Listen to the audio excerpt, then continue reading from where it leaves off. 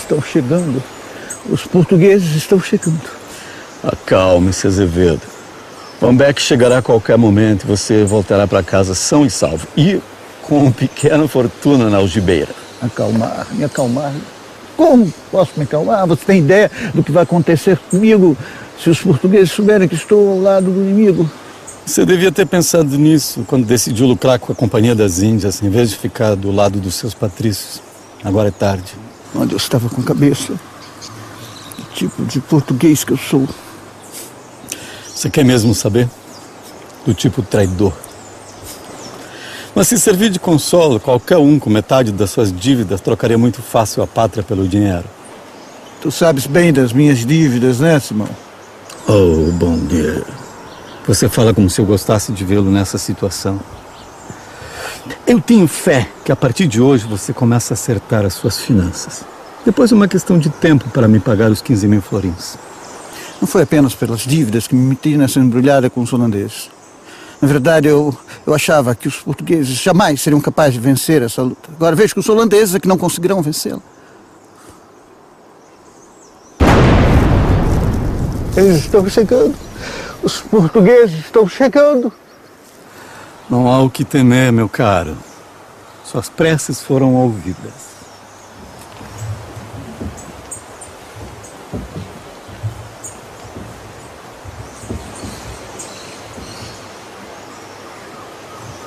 Com 1580, a união dinástica entre Portugal e Espanha, com a chamada União Ibérica ou período filipino, a situação, a conjuntura mudou totalmente. E os antigos aliados de Portugal, que eram três estados fundamentais do ponto de vista atlântico e marítimo, a Inglaterra, em primeiro lugar, a mais antiga, a Holanda e a França passaram para o bloco oposto, ou seja, eram inimigos. O Nordeste do Brasil era, na época, o principal produtor mundial de açúcar.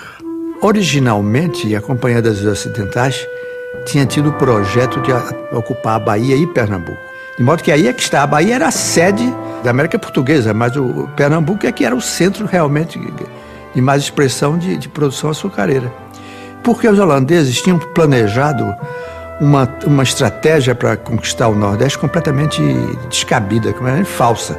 Eles tinham pensado que bastava bloquear, era uma mistura de guerra de sítio e de guerra naval, de bloqueio naval.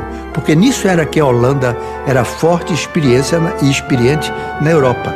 Eles tomaram Olinda, tomaram Recife e não aconteceu nada. Eles ficaram sitiados no Recife durante 2 anos sem se mexerem dali. Eles aí se deram conta da necessidade de mudar a tática, que aquela tática não existia, aquela tática não funcionaria no Brasil.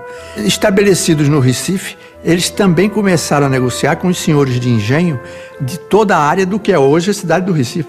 Esses senhores de engenho todos faziam o seguinte negócio com eles. Eles entravam num acordo com os holandeses pelo qual seus engenhos não seriam atacados, em troca do pagamento de um resgate em açúcar. A certa altura, os grandes senhores de engenho que não fugiram para a Bahia se aliaram aos holandeses. Isso foi um fenômeno mais geral, para que não fossem saqueados, né? E os holandeses ofereciam também garantias, acenavam com crédito fácil, acenavam com tolerância religiosa em relação ao catolicismo. Há um colaboracionismo geral a partir daí.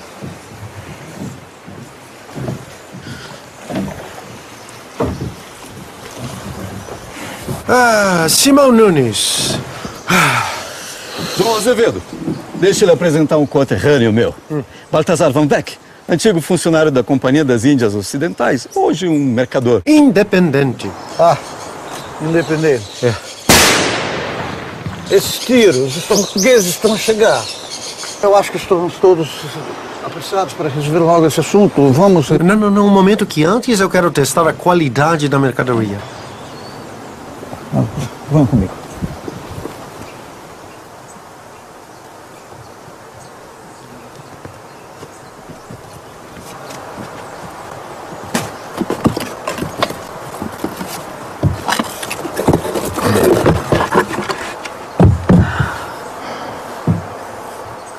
Então, que tal?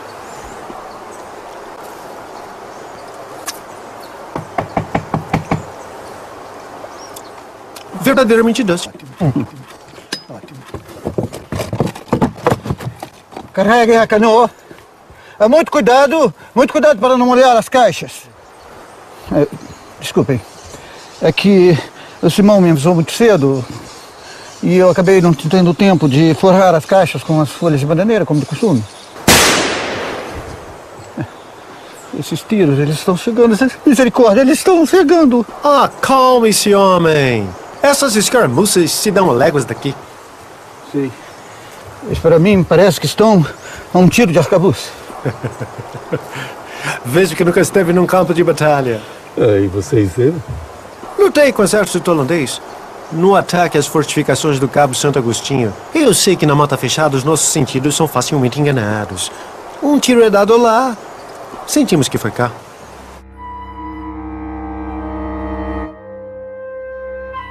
Calabar ensinou aos holandeses a chamada Guerra Volante, ou Guerra Brasílica, que era, na verdade, uma guerra de assaltos, uma guerra de guerrilha. Apenas naquela época não chamava guerrilha. Mas eu fui rever o que havia sobre ele. E é realmente um negócio que ninguém, as pessoas não notaram, que, na verdade, o Calabar era, na verdade, um contrabandista.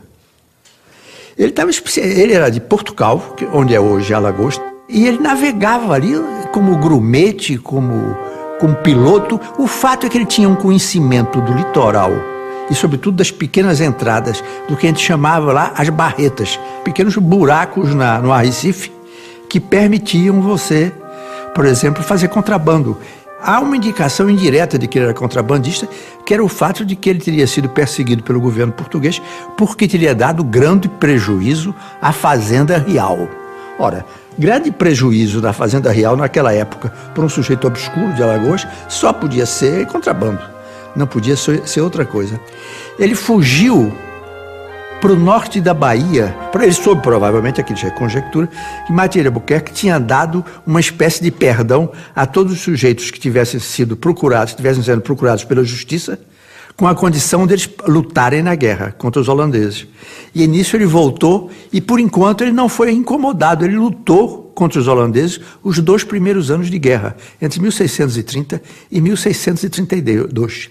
E, de repente, esse homem resolve bandear-se para os holandeses. E essa deserção coincide exatamente com o começo da guerra, do uso de guerrilha contra os lusos brasileiros. Mas as fontes holandesas não vão também admitir que um camarada lá do interior, que era mestiço, provavelmente de branco e de africano, tivesse ensinado tática para os holandeses. Eles não iam admitir uma coisa dessa. De modo que eles diziam, não, Calabar ensinou aqui os lugares mais fracos do litoral. Bom, mas quando Calabar foi preso e executado pelos portugueses e pelos brasileiros, ele ainda faltava 2 anos para reconquistar todo o sul de Pernambuco, Alagoas, e levar o domínio holandês até o São Francisco. Isso só foi feito por Nassau, que quando chegou em janeiro de 1637, como governador do Brasil holandês, a primeira coisa que ele fez foi reunir um exército e atacar os restos do exército luso-brasileiro e espanhol que estavam em Portugal, exatamente, onde Calabar também foi executado.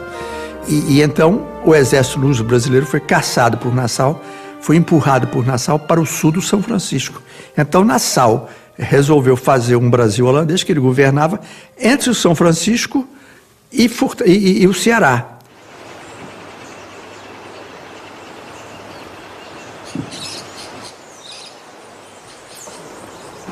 Com todas as suas falhas de caráter, me admira o talento português na produção do açúcar. Não é tarefa fácil. Eu que eu diga. Por alguns anos eu fui senhor de engenho. Senhor de engenho? Isso para mim é novidade. Depois de 3 anos no Brasil, eu larguei a companhia. Podia ter ido embora, mas não, eu decidi ficar. Queria enriquecer com açúcar. Então eu adquiri um engenho abandonado por um português. E onde era o engenho? Na freguesia da Muribeca. Havia sido confiscado pela companhia, me custou 30 mil florins. Ainda gastei uns 1000 florins com reforma. O telhado da casa de Pulgar estava destruído. As moeiras estavam preservadas, mas as caldeiras estavam jogadas na mata. Por que jogadas? Os portugueses, traiçoeiros do jeito que são, fizeram de tudo para impedir que colocássemos os seus engenhos em atividade. O antigo senhor da Muribeca chegou ao ponto de mandar enterrar tacho, bacia, escomadeira. Por isso, nosso amigo Azevedo ficou do nosso lado. Eita, povinho português. Por 4 anos a minha vida foi aquele engenho. Ainda assim, minha produção foi pífia.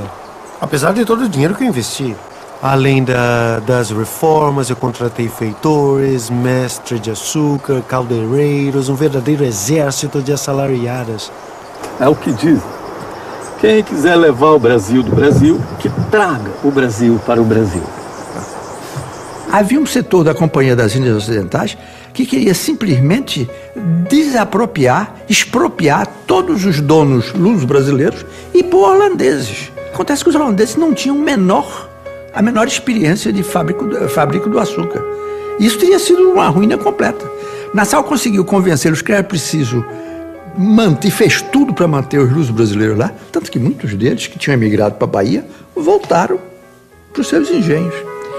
E os engenhos que tinham sido abandonados, cujos donos não tinham voltado, foram confiscados e vendidos para terceiros. Quer dizer, todos os engenhos foram voltando aos poucos para o controle português, porque simplesmente os holandeses não tinham experiência. Naquela época havia segredos profissionais, eles não tinham dominado isso, nem tinham se preocupado em dominar esses segredos. E havia também, sobretudo, como lidar com a mão de obra escrava, porque foi a primeira experiência holandesa com a escravidão. Foi no Brasil. Eles não sabiam simplesmente como administrar. Então eles tinham feitores portugueses, tinham técnicos portugueses para moer, para fabricar o açúcar, para moer a cana. Tudo estava na mão da comunidade luso-brasileira. Havia, evidentemente, também um grande antagonismo comercial entre os holandeses e os judeus. Porque como os judeus de Pernambuco eram todos sefarditas, vindos da Holanda, eles falavam perfeitamente português e espanhol, coisa que os holandeses raramente faziam. O próprio Nassau não falava holandês, ele falava em latim, com quem soubesse latim, entre os luso-brasileiros. Ele compreendia um pouco, porque eu acho que ele entendia um pouco de espanhol. De modo que os judeus se tornaram os intermediários necessários para o comércio entre os luso-brasileiros e os holandeses. E, evidentemente, houve uma afluência enorme de judeus sefarditas para Pernambuco, a ponto da comunidade holandesa protestar junto a Nassau. Então o que fez Nassau? Nassau empurrava com a barriga. Chegavam os judeus e se queixavam da perseguição, mas Nassau ia levando. Ele ouvia, entrava por um ouvido e saía pelo outro. Mas a grande pressão que Nassau sofreu da parte dos holandeses foi do clero calvinista, porque o clero calvinista chegou em Pernambuco com a ilusão de converter os índios ao calvinismo. E, evidentemente, não conseguiram. Isso os documentos holandeses dizem claramente, e eles confessam, nós não estamos conseguindo pregar a palavra de Cristo, nem a autêntica palavra de Cristo, nem aos escravos, nem aos índios, nem aos luso-brasileiros, que preferiam que seus filhos ficassem em casa estudando português com a aprender holandês. Então, houve por parte da comunidade luso-brasileira uma contração com tudo que fosse holandês. O pouco que me restou investi na escravaria. 50 negras. E o meu feitor ainda achava pouco. Queria que eu comprasse 70. Devias ter ouvido o teu feitor. O serviço no engenho é muito pesado. Sem escravo, não há açúcar. Negros causaram mais prejuízos do que lucros. É impossível conseguir a sua obediência. Isso porque a companhia insiste em trazer para o Brasil os negros de Arda, que são um pouco cabeçudos e difíceis de se adaptar ao trabalho. Os da Guiné são um pouco melhores. São limpinhos, inteligentes, especialmente as mulheres, que são muito boas para o trabalho doméstico. Agora, os melhores mesmo são os da Angola. Os da Angola são caros, mas o investimento vale a pena. Eles são muito bons para os serviços mecânicos. E os mulatos, o que você acha? Os mulatos são os patifes, traidores. Mas o pouco de sangue branco que eles carregam nas veias lhes garante algum respeito dos seus senhores. Inferno dos negros, purgatório dos brancos. Paraíso dos mulatos. Este é o Brasil. Este é o Brasil.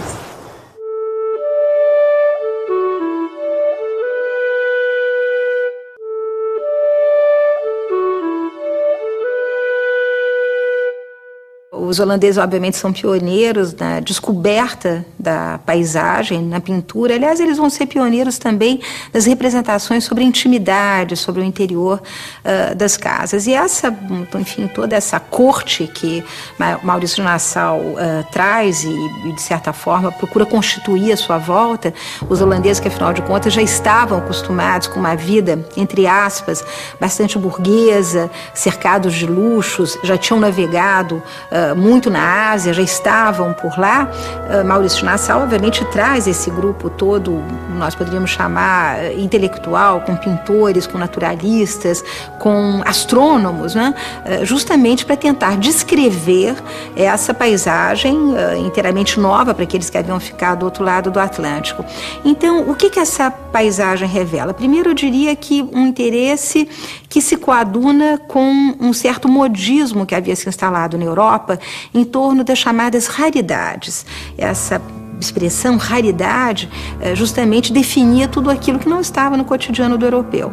Daí a ênfase muito grande na pintura, por exemplo, de todas as nossas frutas, leguminosas, árvores, animais, muitas vezes até um pouco imaginários, né? Escapam um pouco à sua conformação natural. Quer dizer, é um momento em que o mundo está sendo descoberto. É preciso fazer uma espécie de amplo catálogo, não é? Dessas maravilhas que vão sendo, pouco a pouco, desveladas ao europeu que toma o seu barco e que vai de encontro a esse outro totalmente desconhecido. É preciso informar aqueles que estão na Europa sobre esse outro, sobre esse universo desconhecido. O que é muito interessante e que não escapa à pintura holandesa é a imensidão dos céus do Brasil, né?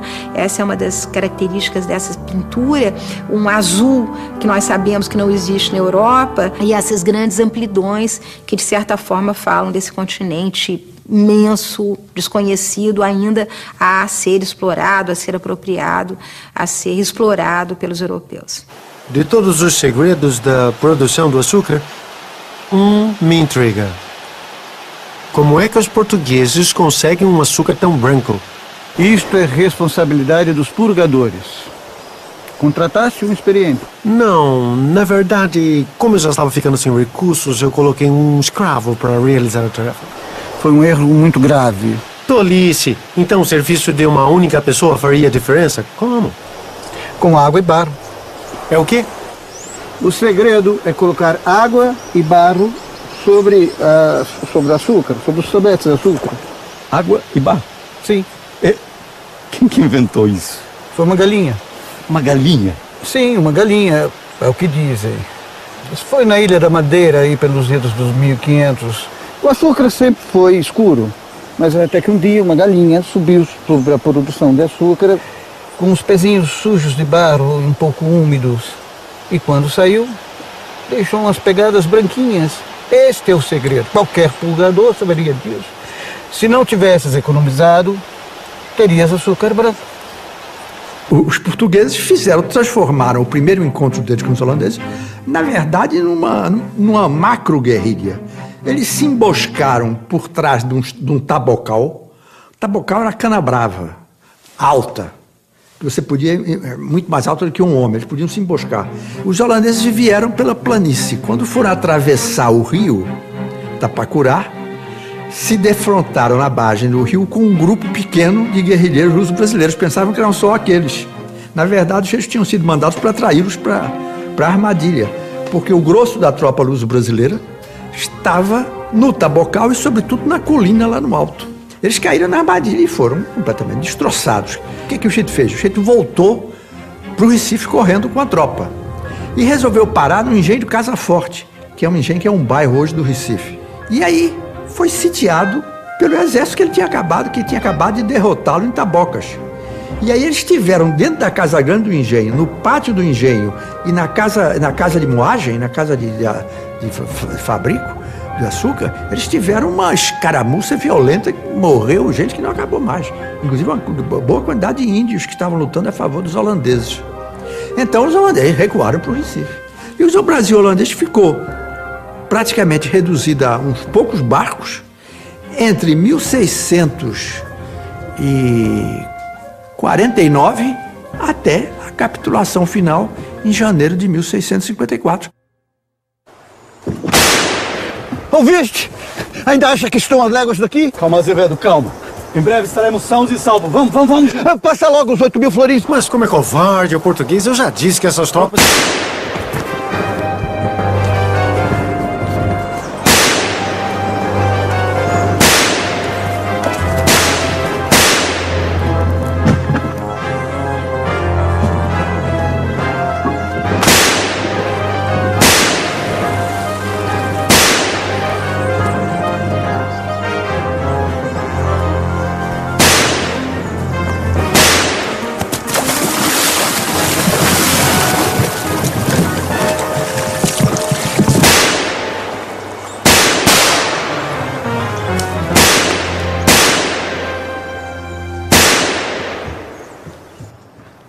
De modo que uma das coisas mais curiosas da história de Pernambuco no período colonial é esse.